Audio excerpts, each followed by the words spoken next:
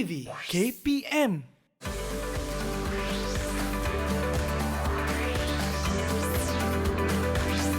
Didik TV KPM.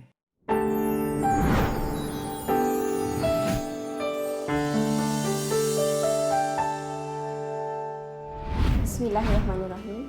Assalamualaikum warahmatullahi wabarakatuh. Apa kabar ibu ayah?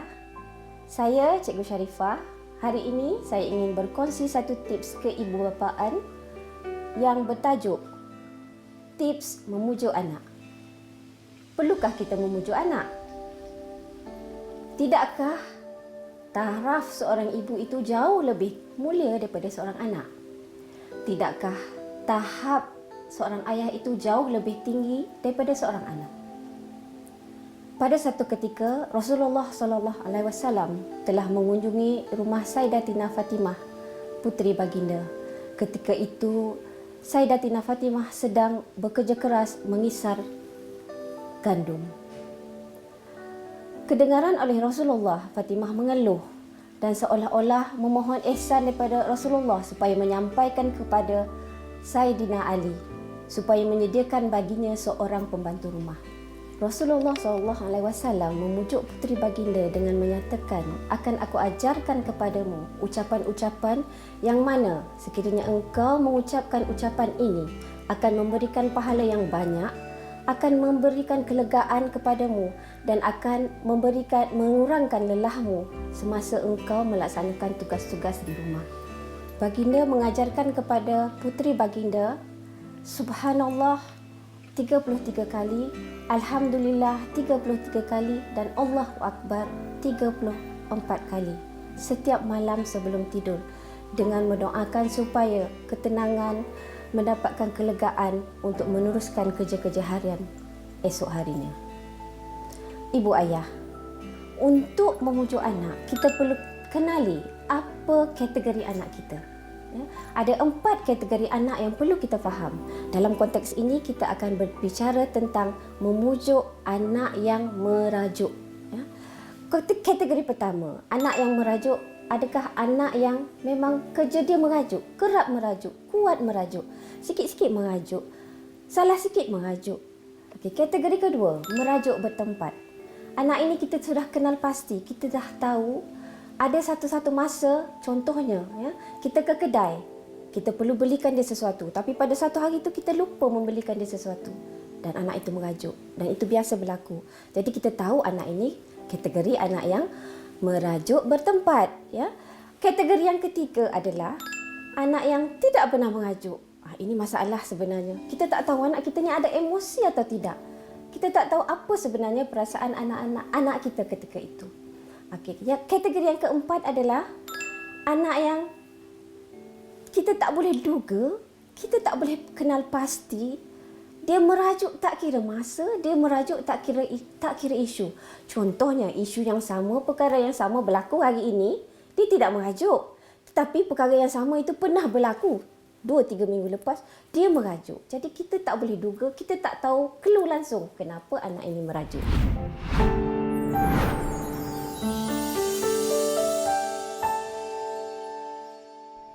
Dalam NLP ada 3 kategori personaliti anak yang utama.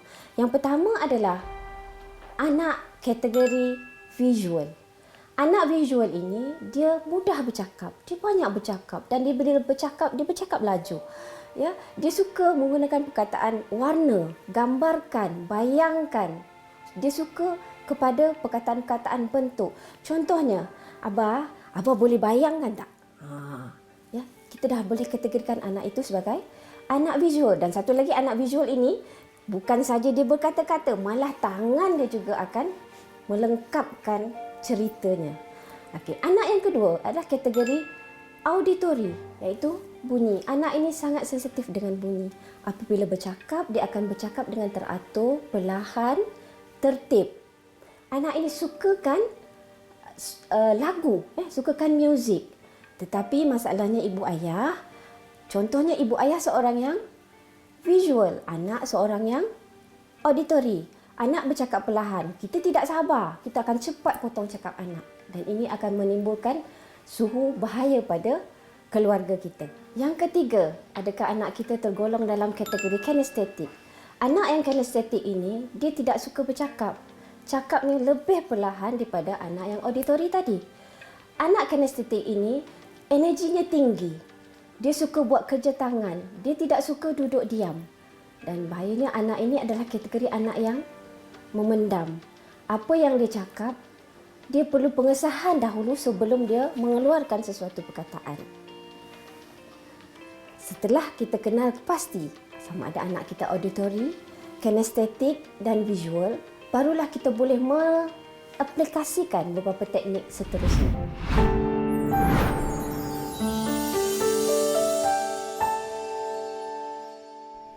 Di sini kita perlu kenal pasti kenapa anak kita merajuk. Mungkin kita boleh melihat yang nyata, tersurat atau ada perkara yang tersirat yang menyebabkan anak kita merajuk. Kita ambil contoh. Ya. Kita ambil contoh anak kita berusia 5 tahun. Anak kita menangis dan kita bagi aiskrim. Ya. Dan sampai satu masa, anak ini akan kerap menangis kerana beranggapan setiap kali menangis, dia akan mendapat aiskrim. Tetapi ibu ayah pasti atau tidak anak ini menangis kerana untuk mendapatkan aiskrim. Hinggalah pada satu masa, anak ini telah menangis dan telah diberi aiskrim. Tetapi dia tetap menangis. Dalam keadaan ini, ayah akan marah, meradang. Aiskrim dah dapat, menangis juga. Jadi apa tindakan abah waktu itu? Tindakan ayah waktu itu? Kerana kita hanya melihat yang nyata anak menangis, nakkan aiskrim. Sebenarnya dalam keadaan ini, kemungkinan anak menangis hanya sebagai satu simbolik untuk dia mendapatkan benda yang lebih mendalam. Contohnya perhatian daripada seorang ayah. Mungkin ketika itu ayah terlalu sibuk dengan telefon, terlalu sibuk dengan mesyuarat. Jadi anak merasakan apabila dia menangis, ayah akan memberi aiskrim dan dia mendapat perhatian daripada ayah. Sedangkan ayah pula melihat itu sebagai satu perkara yang telah selesai. Dan ini yang saya maksudkan tadi, antara sebab yang nyata atau sebab yang tersirat. Didik TV KPM. Didik TV KPM.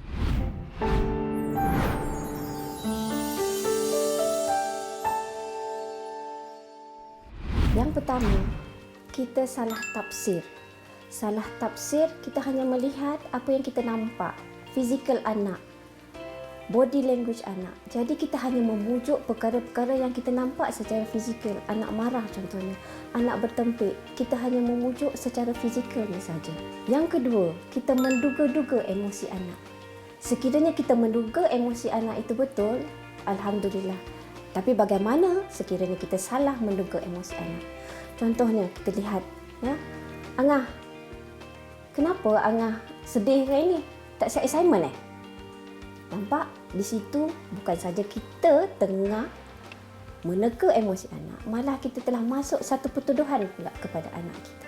Yang ketiga, apabila ibu tidak dapat masuk dalam lokus anak, ibu akan invite ayah, minta pertolongan ayah untuk masuk dalam tim yang sama. Ayah biasanya tidak faham atau kurang dimaklumkan, diceritakan oleh ibu apa situasi yang telah berlaku antara dia dengan anak sebelum itu. Jadi ayah akan masuk pada, mungkin akan petik suis yang salah pada anak. Mungkin akan memberi soalan yang salah kepada anak. Dan di pihak anak pula, anak melihat, wah, ibu dengan abah dah satu tim. Dia seorang-seorang. Jadi dia merasakan dia tidak akan menang dan dia adalah pihak yang akan kalah. Dan ini akan menyusahkan, merosakkan proses memujuk. Yang keempat adalah suhu emosi ibu, ayah dan anak. Sekiranya dalam perbualan itu kita telah melihat anak ada beberapa perkara yang anak meninggikan suara. Anak nampak marah. Jadi, kita dah nampak, kita dah boleh tackle di situ. Isu itu anak tidak selesa. Anak akan meradang. Jadi kita kena berhentikan proses memujuk tersebut. Dan yang kelima, intonasi dan nada suara. Di mana bila perasaan marah, ya, perkataan makian akan keluar, suara semakin tinggi dan ini menandakan proses memujuk itu tidak akan berjaya. Malahan kemungkinan ada di antara kita, hati anak kita akan terguris dan lebih menjarakkan hubungan kekeluargaan.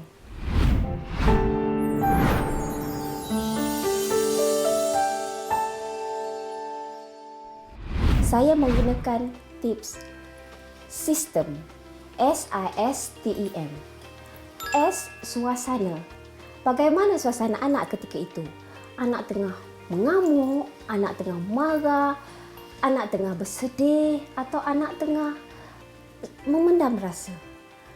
Dan S juga membawa maksud suasana memujuk sewaktu itu. Adakah anak kita sedang makan di dapur? Sesuai tak kita memujuk waktu itu? Anak kita sedang menonton TV dengan keadaan muka menung, tunduk dan sedih, tidak bercakap. Sesuaikah kita bercakap ketika itu? Kita kena rujuk balik kepada personaliti anak tadi. Adakah anak kita tadi auditory, kinestetik atau visual? Anak yang visual ini kita lebih mudah untuk berurusan dengan dia kerana dia lebih mudah bercerita. Dia lebih mudah sharing dengan kita. Jadi proses memujuk itu lebih mudah dan lebih ringan. I, intim. Untuk memujuk anak, kita perlu wujudkan intim. Anak usia 0 hingga 6 tahun tidak ada timbul wujud masalah intim kerana usia ini anak sangat bergantung dengan kita.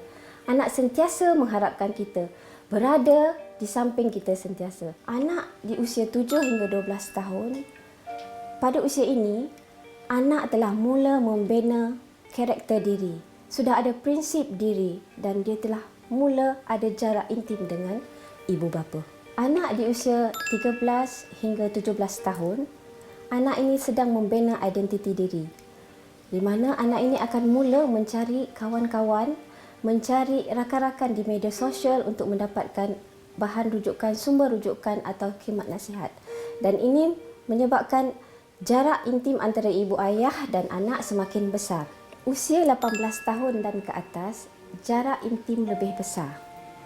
Untuk membina semula keintiman, kita perlu mulakan dengan repo.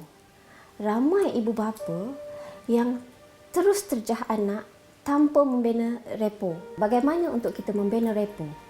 Usia 0 hingga 6 tahun, kita boleh membina repo dengan membelai dia, menyentuh pipi dia, peluk dia, bersembang-sembang dengan dia.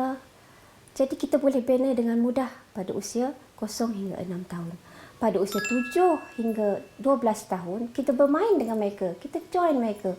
Jika mereka tengok TV, kita berminat.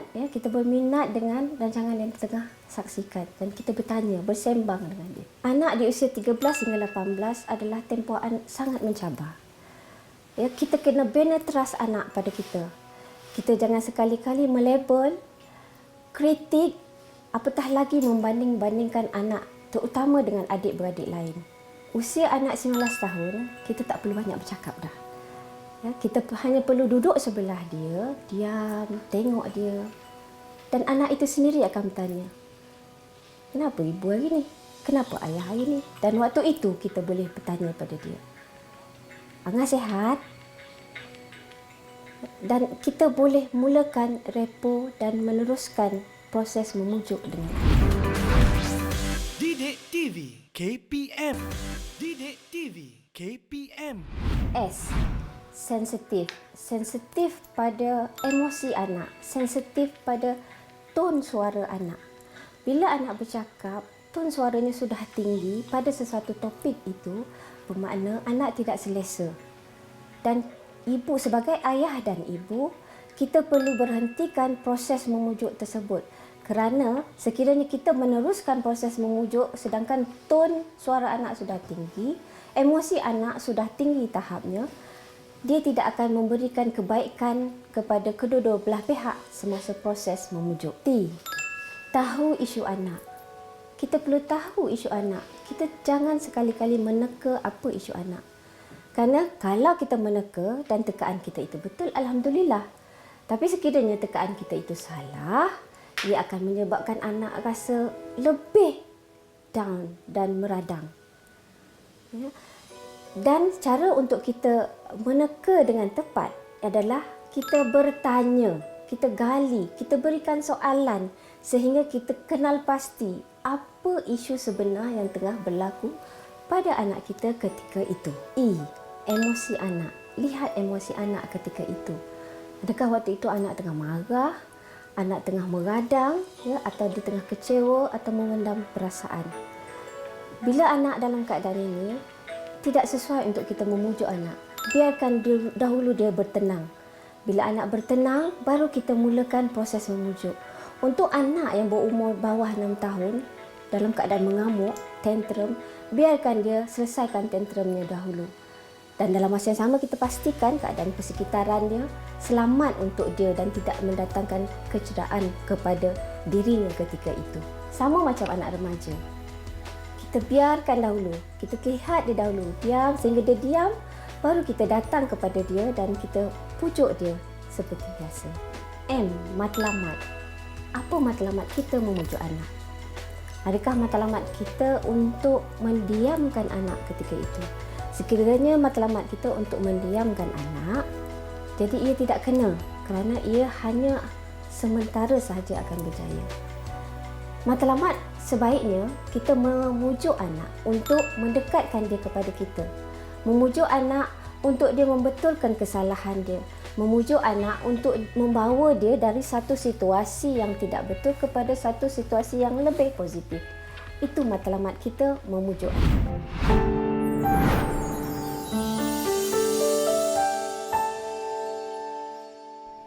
Semasa memujuk akan berlaku satu proses dalam diri ibu dan ayah itu sendiri, iaitu proses interpersonal dan intrapersonal. Interpersonal antara ibu ayah dengan anak dan intrapersonal adalah di dalam dalaman diri ibu ayah itu sendiri. Interpersonal akan berjaya sekiranya intrapersonal itu berjaya. Bagaimana? Dalam intrapersonal kita tengah bercakap pada diri kita sendiri. Saya memujuk anak ini, aku memujuk anak ini untuk supaya anak ini boleh kembali kepada aku. Dan kita betulkan niat kita supaya perkataan yang keluar daripada mulut kita, ayat-ayat yang keluar dari mulut kita, ayat yang baik. Dan proses ini, ya, sekiranya kita berjaya dalam proses intrapersonal kita, insya-Allah apa yang keluar dari mulut kita kepada anak akan menjadi lebih harmoni, lebih tenteram dan lebih aman. Ibu ayah, semoga perkongsian hari ini memberi manfaat kepada semua ibu ayah di luar sana. Saya mendoakan semoga ibu ayah yang sedang menghadapi konflik dengan anak dapat memujuk anak, dapat mengeratkan, menautkan kembali kasih sayang sebuah keluarga. Sekian, terima kasih.